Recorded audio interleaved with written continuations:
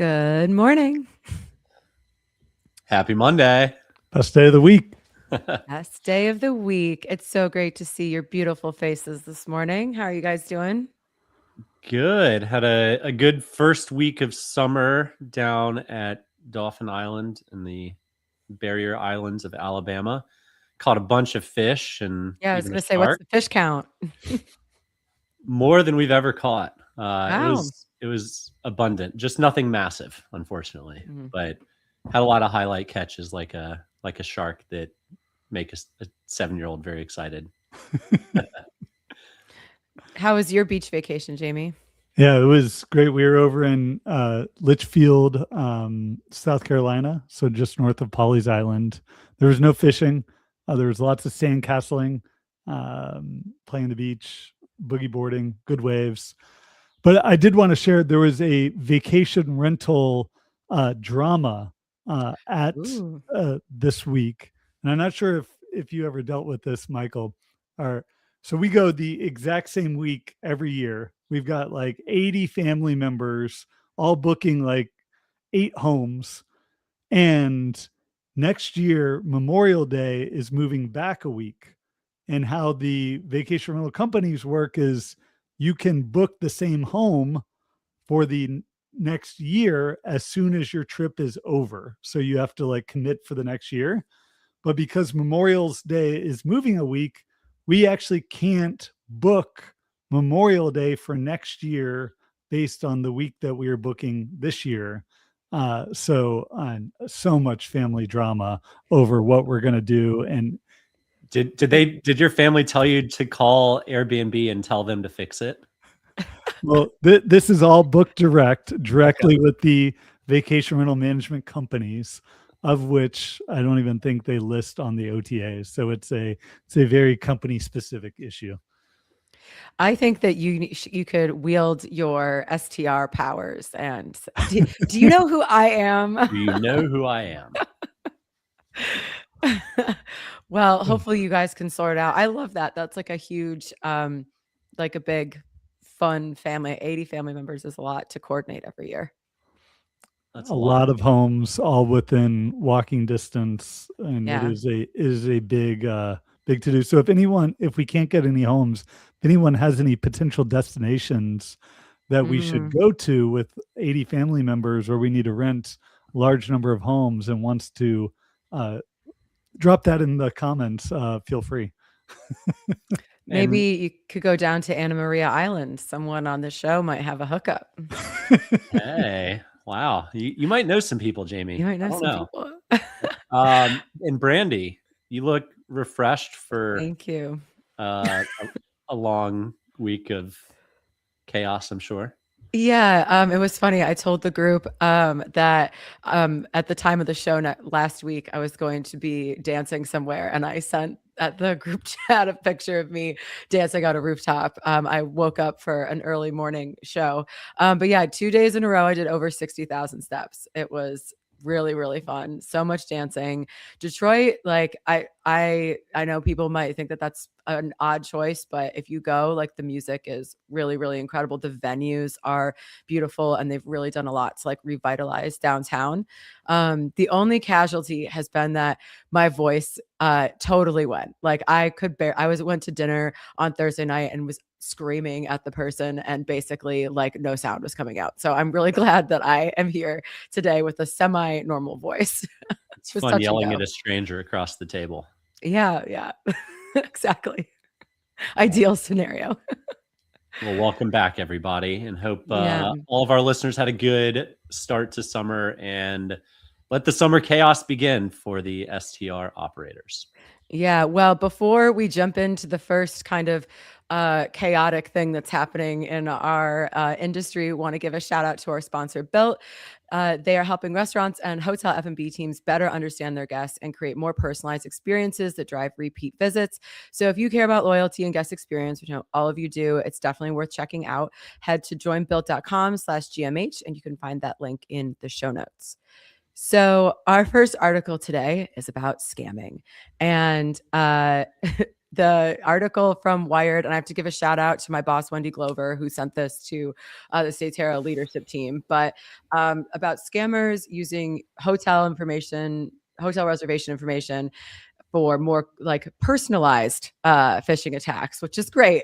And they're calling it spear phishing, which like, I mean, you really have to give like so many dad jokes. But it's being basically kind of hacking and getting into reservation systems, especially from like smaller mid-sized companies that don't have a ton of security protocols, and then contacting guests with like the exact specific information for their stay and essentially rerouting them in a way that's going to, separate them from their money. It's brilliant. Brilliant. Yeah. I mean, it's smart. Especially if you think about the large and independent and all the short-term rental management companies. Like if you go back and look at those emails, like it's not that hard to replicate them, right? And you could probably do it and with a pretty simple AI prompt. And then if you have the exact details, what someone paid, like, hey, your credit card failed, could you put the new information in here? And then take you to a page, like, man, like I think the broader industry is in trouble.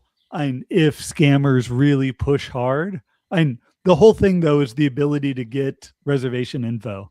So making sure that, as Paul says, phishing attacks are already sophisticated. This is terrifying.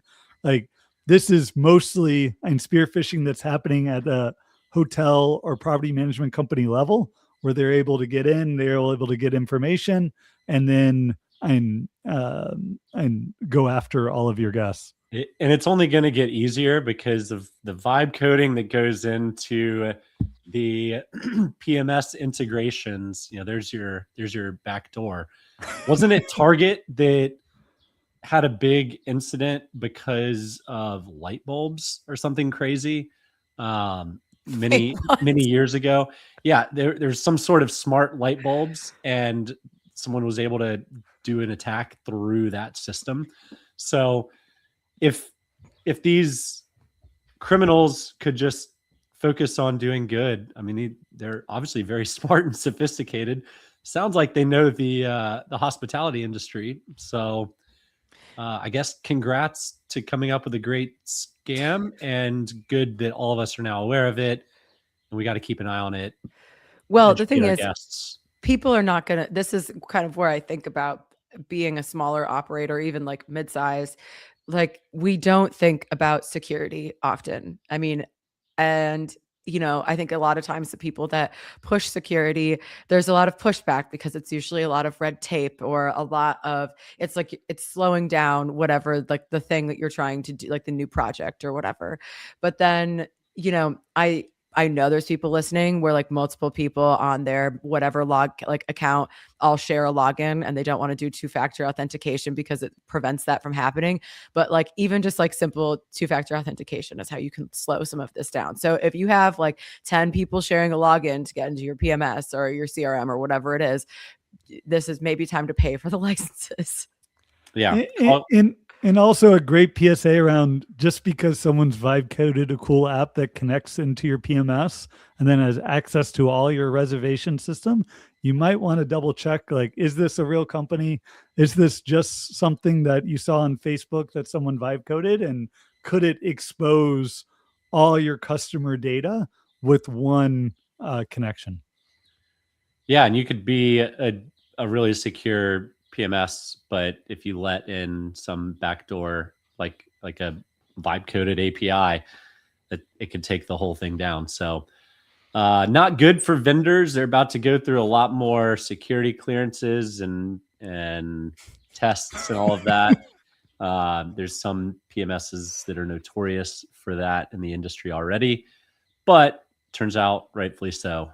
So yeah, this it's funny because just I'm a person that likes to try to like get projects pushed through quickly, like let's just do it, blah blah blah, and then I'm like, every now and then a story brings you back to earth. Yep. Yeah, exactly. There's a reason why people that have been around longer are telling us to do things differently. slower and read and take care. And I think, there's obviously things on the operator side that we can all do better, but this is kind of in general, it's not just in hospitality, but as consumers, we need to be increasingly more aware of, what emails you're receiving, what text messages. We all get those ones that say like your tolls are overdue and they're going to take your license and fine you like $200,000 that are all coming from the Philippines. But it's like I was saying pre-show, like I bought something from Belgium a couple months ago and I've been getting these texts from FedEx saying that I owe money. I'm like, this is obviously a scam. And then it's not a scam. It's just the tariffs. I do have to pay it. But it's like I think you have to start conditioning yourself to question every email and making sure that you're also being a smart consumer. So I claim that with all my bills when they call for collections, like, I thought you were a scam. Sorry. Yeah, exactly. I haven't paid in a year because I just thought it was a scam. So just keep. I think there's hopefully with the increase in interesting products that we're seeing around AI, we have now all these interesting scams. Hopefully there will be some more robust safety technology that also comes around as part of this advent so that we can keep ourselves safe, keep all of our data safe. And we can all have more appreciation and patience for our internal IT teams that are telling us that we need to have some illegal documents in place, perhaps. And I'll just call this out as the big risk. I think the big risk ends up being that people only trust the OTAs because they have the systems in place. Mm-hmm. And ultimately it could erode trust with Book Direct if you're not securing your systems, if people don't feel confident, like, hey, is this website actually legit? Where the OTAs, a lot of the reason why people like them is because the trust that they've sort of built with the consumer. But an OTA can be spoofed as well, right? So, yep. And you look at the OTAs versus and someone's vibe coded website, like which one would you trust? Yeah, well, I don't. I think we might be getting closer in the not too distant future. We're in a weird transition phase, but where AI agents might be able to sniff out the challenges or the fraud better than we can. Yep. So might have more trust in the computers, despite the computers being the one that's creating the distrust. It's a wild world we live in. It is. Well, speaking of trusted brand, we have a new sponsor, and that sponsor is Cloudbeds. Cloudbeds unifies your operations, distribution, guest experience, and revenue marketing in one place, powered by Signals, Hospitality's first foundation AI model. Whether you're trying to drive more direct bookings, cut training time, or finally get your data working for you, Cloudbeds is built for what's next. You can learn more at cloudbeds.com, and you can also find that link in the show notes. So, more trusted brands, trusted, untrusted. Mews and SiteMinder are putting together distribution and operations together. And to be honest, I always kind of forget that distribution within a PMS is not like a standard across all these industries. Cause like, I just always think that like should just be kind of part of the package. But this is a great partnership talking about AI infrastructure. And I also thought this was like a precursor to maybe an acquisition. So what are your thoughts on this new partnership? You want me to go first? And I see this as the event or inevitable evolution of PMS sort of agent infrastructure. Like we need deep integrations for agents to take sort of work on our behalf, especially on the channels. Channel optimization is going to be a big part of what the PMSs are going to be doing to make sure your listing is marketed in the right way across all the different channels that it's going. And it's not just going to be an API anymore of sort of pushing a rate to that channel, pushing a description, pushing different things. Like it's going to be back and forth, and these deep integrations are going to be have to be and integrated in this way. So I think this is, and I disagree in terms of that this is a step on terms of a acquisition. I think someone like SiteMinder is going to have this level of deep integration across all of the PMSs that they're integrated with.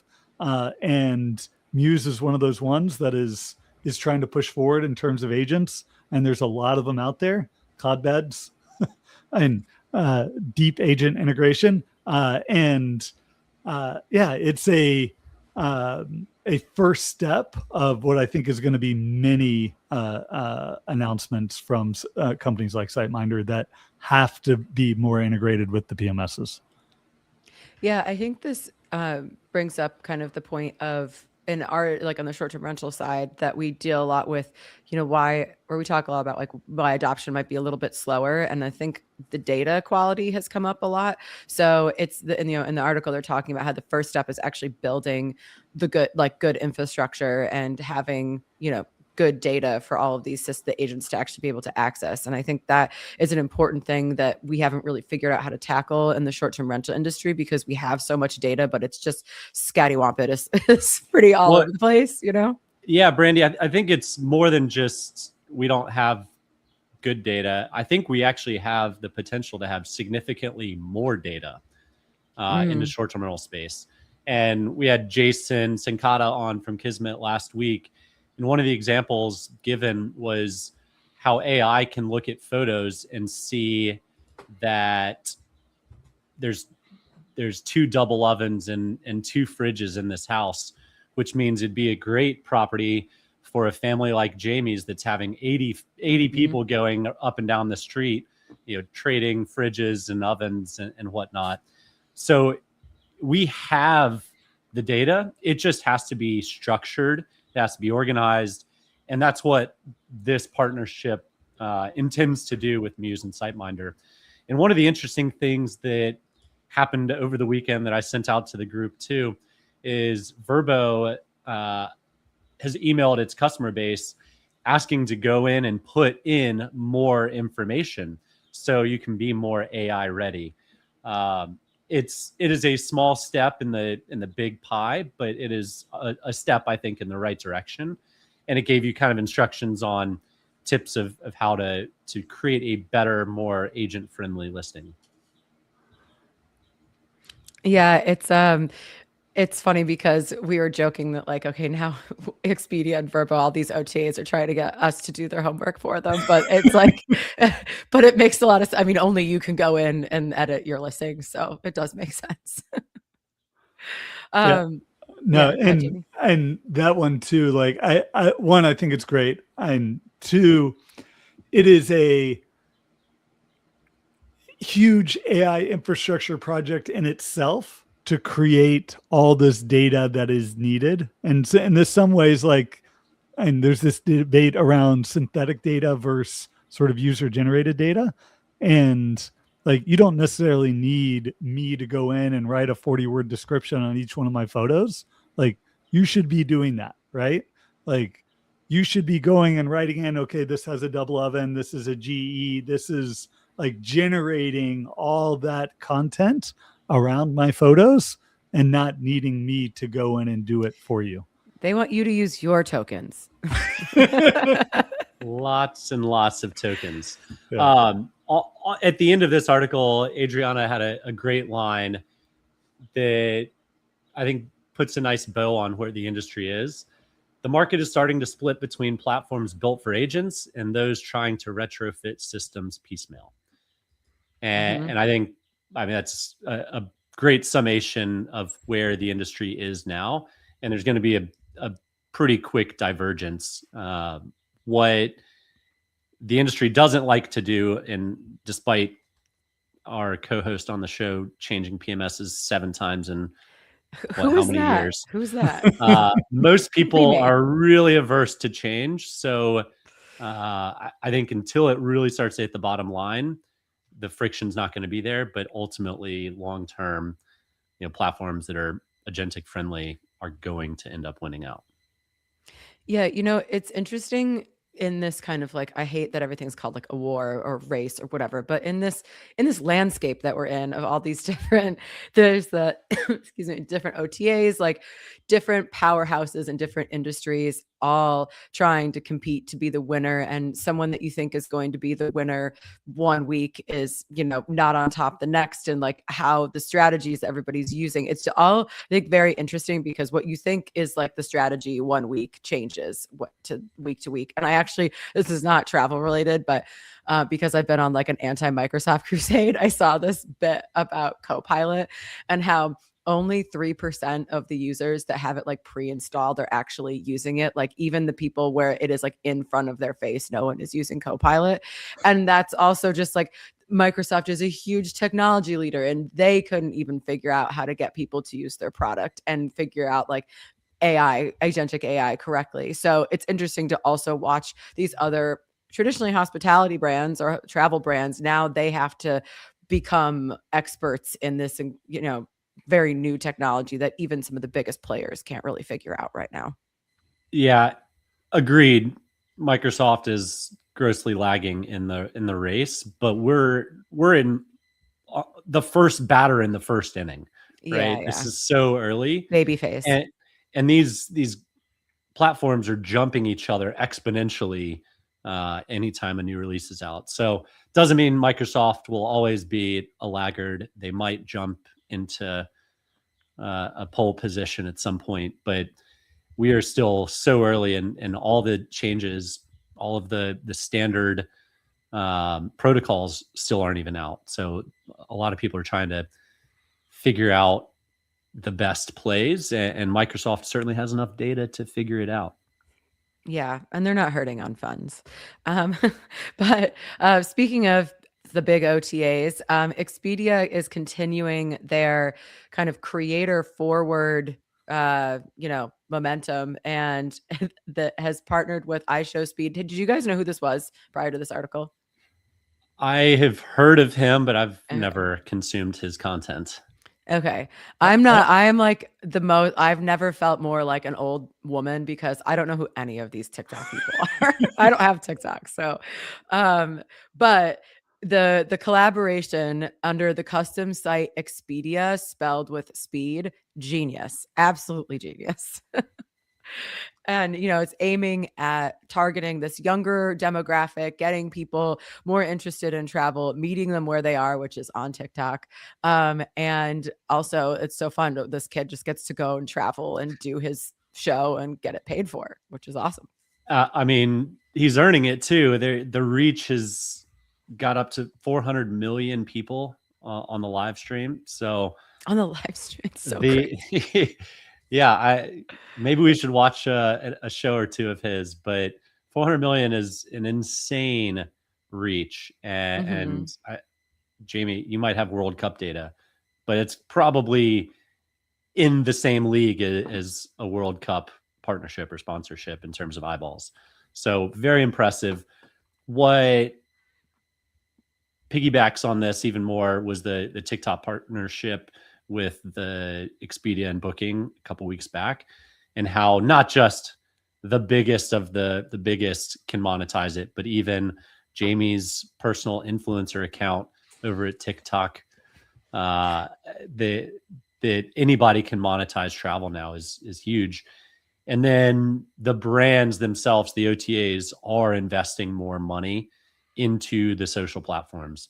Glenn Fogel said they've increased marketing spend on social channels by 25% year over year. The amount of ad spend that Booking puts out there already to increase a specific channel by 25% says all you need to know.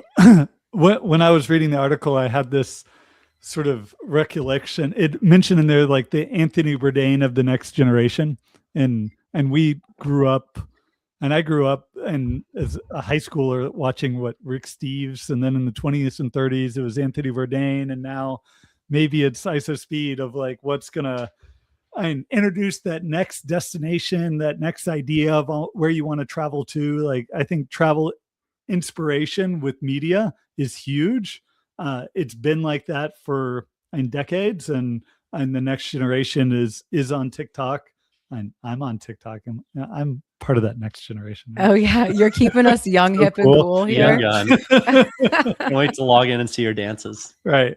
Oh But I we do should see, require that. and getting a brand partner. Imagine if Booking was partnered with Anthony Bourdain and they were making everything he was going to bookable through their app or something like that. This type of partnership, if you're able to get in with someone that's making a movement happen, like it could be huge for them. Yeah, I mean, these White Lotus stars, Yeah. they already drive, the show drives enough, but the White Lotus cast themselves, as long as it's not blocking them in their contract, can go pull the same type of partnership, and people can get their stays through their favorite actor or actress. Yeah, it's funny also realizing, like, for so many years it was like, oh, what do the millennials want? What do we cater to the millennials? Blah, blah, blah, blah, blah. And now they're like, okay, the millennials are hooked. They're going to do whatever they're going to do. Now we don't get any of the attention anymore. It's like, what is, and I love that it's like, how do we get the next generation, interested in travel? What are they interested in seeing? And it is really interesting that you have to kind of, you can't, even the biggest travel companies in the world cannot dictate what this generation wants. They have to kind of meet them where they are. And I love that. There's a little bit of going through a lot of changes with agentic friendly text and social media and all that. So it's no longer a pay-per-click marketing 101.